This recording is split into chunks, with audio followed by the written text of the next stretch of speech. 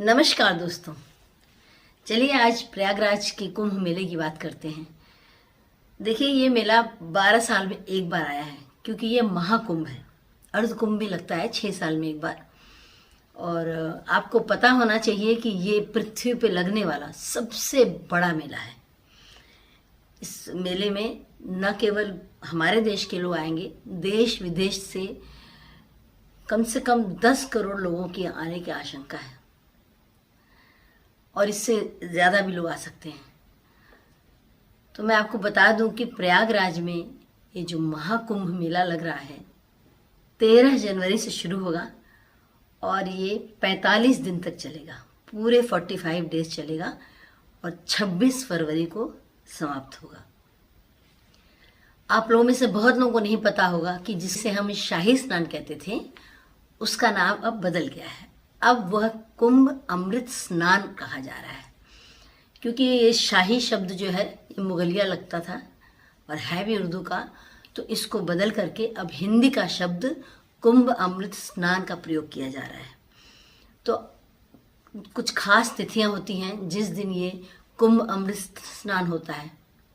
ये कुंभ अमृत स्नान इस बार 7 दिन पड़ा है। तो मैं आपको बता देती हूँ कौन कौन सी तिथियां हैं। देखिए, सबसे पहला कुंभ अमृत स्नान 13 जनवरी को है, जिस दिन की पौष पूर्णिमा है। दूसरा है 14 जनवरी को, जिस दिन मकर संक्रांति है। तीसरा है 29 जनवरी को, इस दिन मौनी अमावस्या है। इसके बाद 3 तारीख को है सरस्वती पूजा, जो बसंत पंचमी होती है उस दिन। और इसके बाद 4 तारीख को भी सरस्वती पूजा के ही उपलक्ष्य में है कुंभ अमृत स्नान। इसके बाद है 12 फरवरी को। 12 फरवरी को माघी पूर्णिमा है। और जो आखिरी स्नान होगा कुंभ अमृत स्नान, वो है 26 फरवरी को, यानी शिवरात्रि के दिन। तो ये मेला कुल मिला के 45 दिन तक चलेगा। और ऐसा कहा गया है कि इन 45 दिन में किसी भी दिन आप स्नान करिए, आपको उतना ही पुण्य प्राप्त होगा जितना आपको कुंभ अमृत स्नान के दिन होगा। कुंभ अमृत स्नान के दिन पहले तो सब साधु संतों का स्नान होगा, उनकी झांकियां देखने को मिलेंगी।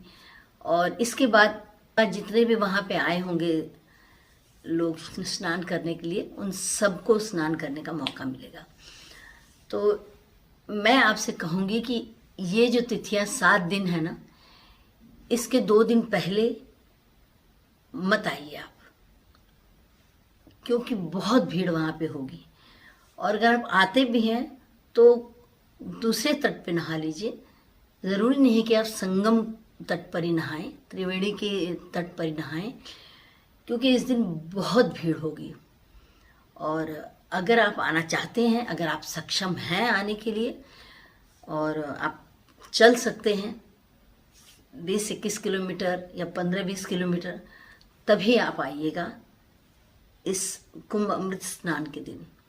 क्योंकि 2 दिन पहले से ही सारे जो यातायात के साधन है ना, वो बंद कर दिए जाएंगे। सिर्फ और सिर्फ केवल लोग पैदल यात्रा करेंगे। तो मैं आपसे यही कहूँगी कि अगर आप वहाँ आ रहे हैं तो पहले से ही आप जो है रुकने के लिए अपनी जो है व्यवस्था कर लीजिएगा। ऑनलाइन बहुत सारे होटल्स बुकिंग चल रही है, लेकिन अभी आप अगर करेंगे तो सारे होटल्स बुक हैं।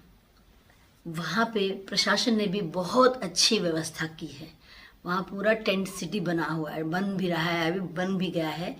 और वहाँ पे प्रशासन ने बहुत अच्छी व्यवस्था की है। जगह जगह साधु संत जो है अपने भंडारे चलाएंगे। बहुत बड़ी बड़ी संस्थाएं भंडारा चला रही हैं, अभी से शुरू हो गया है। और वहाँ पे आपको अस्पताल की व्यवस्था है, वहाँ पे आपको खोया पाया केंद्र है। इस तरह से मतलब व्यवस्था तो बहुत अच्छी है, लेकिन आपको जो है रुकने के लिए देखना पड़ेगा। वहाँ रैन बसेरे बने हैं, बहुत सारी जगहों पे रैन बसेरा बना है, फ्री ऑफ कॉस्ट है। इसमें मुफ्त आप रह सकते हैं, लेकिन आपको यहाँ पे आने के लिए 2 चीज़ें लाना ज़रूरी है। एक तो आपके पास मोबाइल नंबर होना चाहिए और आपकी आईडी, यानी कि आपका आधार कार्ड आवश्यक है। अगर आप आधार कार्ड के बिना जाएंगे तो आपको वहाँ पे एंट्री नहीं मिलेगी। रैन बसेरों में बहुत अच्छी व्यवस्था है और इसके बाद सरकार ने टेंट सिटी बनवाया हुआ है संगम के पास ही, वहाँ भी रहने के लिए व्यवस्था है। वहाँ पे शुल्क लगेगा कि नहीं ये मुझे नहीं ठीक से ज्ञात है, वहाँ पता कर सकते हैं। और जो भी आप धर्मशाला या जहाँ भी आप रुकें तो पहले से ही उसकी बुकिंग करा लीजिए। होटल्स की आजकल लोग जो है होम स्टे भी दे रहे हैं, घर भी अपने अपने दे रहे हैं रहने के लिए किराए पे। तो इन सब बातों का आप पता करके तब जाइएगा।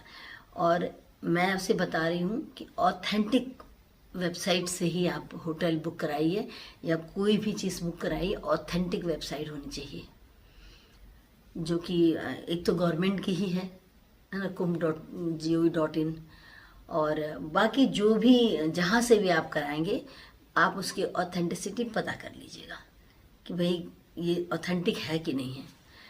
और अगली वीडियो में आप लोगों को बताऊंगी कि आप लोग कौन कौन सी सावधानियां बरतिए और क्या क्या चीज़ें आपको साथ ले जानी चाहिए अगर आप प्रयागराज के महाकुंभ में पधार रहे हैं।